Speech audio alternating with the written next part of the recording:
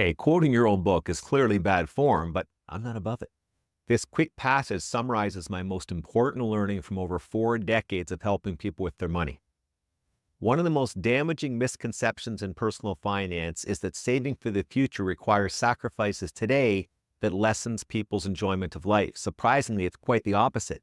People who live within their means tend to be happier and less stressed. That's true not only for the obvious reasons, they know their financial futures look bright, but also because they're not consumed with consumption.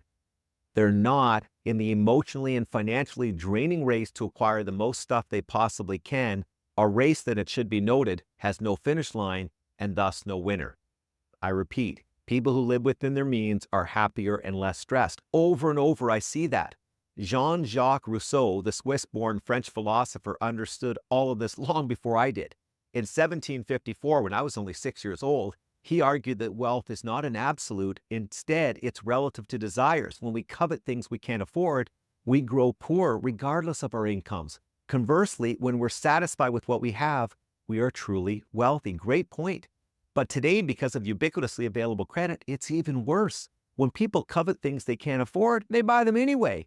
But the negative combination of habituation, guilt, and financial worry so often overwhelms the joy of whatever has been purchased, again, leaving us poor regardless of our incomes. My barber when I was young, Bernie Fitzgerald, told me we should stop trying to impress others and instead impress our future self.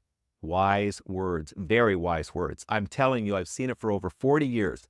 If at all possible, spend less, save more, you'll be happier.